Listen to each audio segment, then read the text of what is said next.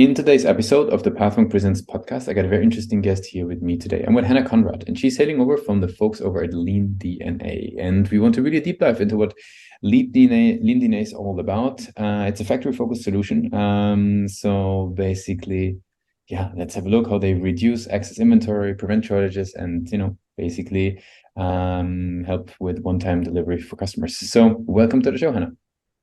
Thank you for having me. Course, yeah. So maybe give people like a quick insight into what LeanDNA is all about, from a bird's eye perspective. What is Yeah. it? What is it all about?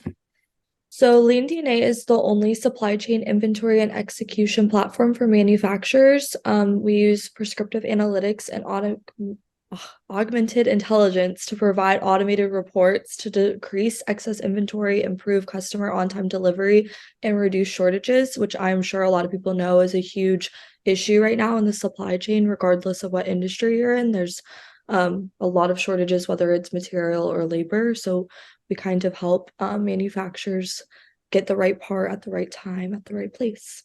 Very good. So now, who would be benefiting most from this? Like, who would be sort of, the types of organizations, the businesses that would really, get the most value from the solution? Yeah, so our solution was created for discrete manufacturers and helps connect teams across the supply chain. So buyers, planners, suppliers, and managers are all synced through one united platform. The Mhm. best part is that a lot of my coworkers were customers at one point, so they truly understand the struggle that the manufacturers we serve face because they've been in their shoes. Cool. Now, within those organizations, who would be the individuals? Like, which people would be the ones that say, what is their roles? Would you characterize the people that drive LeanDNA into an organization? Like, who's holding the flag high, essentially? Yeah, so a lot of those supply chain leaders are our champions that help implement the technology. So our platform is really for like procurement teams specifically, and Gardner actually reported that only 17% of procurement teams get the technology they want and need. One, they don't usually ask for it, but two, they don't realize what they need and that they're not connected. All these like groups are working in silos. So like as I mentioned, the planners, buyers, and suppliers and managers are all working through Excel, which regardless of your like company and technology, I think that's like kind of an issue across the board.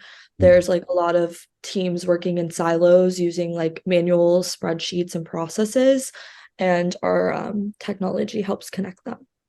Very good. Now, how do people learn about LeanDNA? Like, what's the journey that they're going through? What are the different channels that you guys are leveraging, in order to, get in front of more people? Yeah, so previously, because the company is full of industry experts, there was a lot of network connections, which has like kind of helped get us some of our bigger customers. But we are currently shifting our marketing strategy and revamping our entire website with updated branding, new product messaging, and implementing a robust SEO strategy and using some other tools to shift from that outbound marketing to more of an inbound marketing strategy. Okay, I see. Very good. Now, that shift, that's actually something that a lot of marketers would say are sitting in these days. A lot of them are focusing on that. Now, what have you found to be sort of, what's important when, coming in as a marketer, bringing in that shift from outbound to inbound? What is like things to consider? What is maybe the main tools to bring on board? Maybe share a little bit your experience. Yeah, so I definitely think market research is super important to like figure out like who your ideal customer is, but then also creating enticing and engaging content, Mhm. utilizing keywords, backlink strategies, and obviously you want to lead them to a website that they're not going to click off. So like including like basically optimizing your website to like convert, not have a like super high bounce rate, and really just get them all the information they need on the website. I feel like currently our website hadn't been updated for a few years. Mhm. So a lot of the information is outdated. Our bounce rate was kind of high. We weren't using a lot of keywords and we weren't managing them. And Mhm. then we were having those like strong call to actions to get conversions. Mhm. Mhm. So there's a huge shift, obviously, in going from the outbound strategy of where the website's just kind of there to really utilizing it as a lead generation tool. Gotcha. Very cool. Now, maybe what would you say is actually if we talk about the website, like what would be sort of, a strength of the page as it is today versus where do you see room for improvement, right? Because you're working on that quite a bit. How would you describe that sort of a strength of the page versus, a room for further development? Yes. While we haven't actually like implemented a backlink strategy, we do work with a like public relations contractor who has actually helped pitch us to the media and helped grow our domain authority through backlinks without even utilizing an actual strategy. And now that we have some existing backlinks and like those relationships, we're implementing like a actual backlink strategy to help grow our domain authority and then complementing it with those search engine optimization keywords and just creating better like call to actions, and then obviously like revamping our product messaging so that customers understand what we do Mhm. early on the page. That's something that I think our website was a little confusing on, and now it's pretty clear with our new messaging. Gotcha. Very good.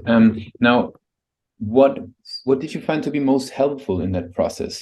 From starting to move from outbound to inbound, was there something where you found that was really helpful? Might it be customer interviews? Might it be getting insights into what users think? Like, what was something that really helped you personally in that process?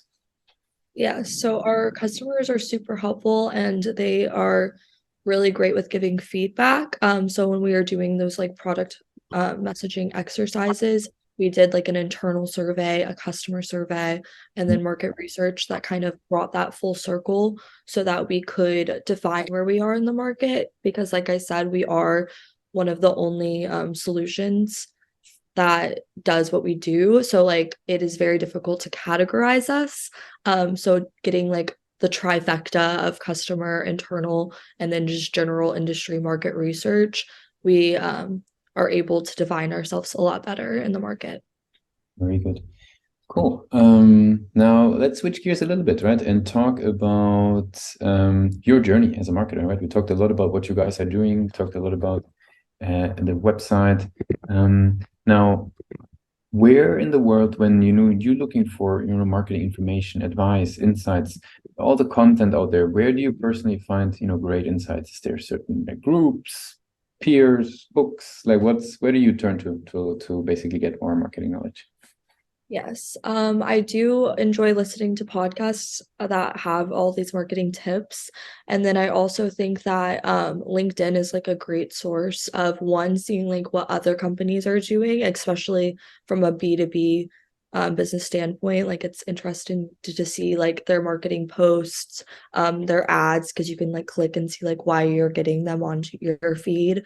And then just get some ideas from other people in the industry, but then also like for marketing specifically, there's a ton of courses or just like random like marketing trends, white papers that are always interesting and very quick, easy knowledge to get, especially when you're just sitting around. It's nice to like just hop on LinkedIn. You always have something new on there. Nice. Very good. Now, I would have some rapid fire questions as we're slowly moving towards the end of the interview. You ready for those? Yes. Very good. Now, what's the last book that you read?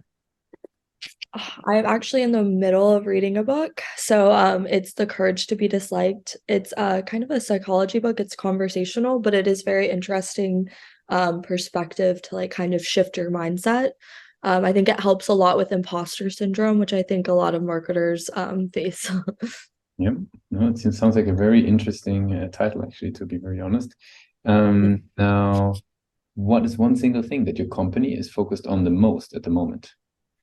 that website revamp and switching to more of an inbound strategy, which we're really excited about.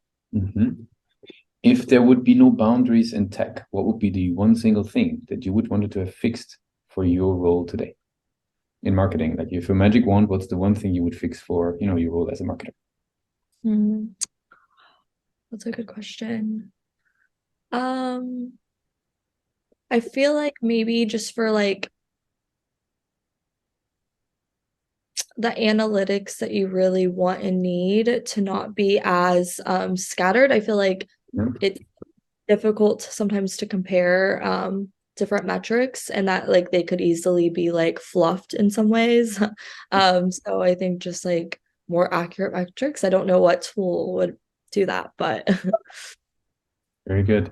Now, as we jumping basically into the last question, I would love to do a little bit of time travel, right? If we go back to the days of Marshall University, right? You're heading out of formal education into the world of business and marketing.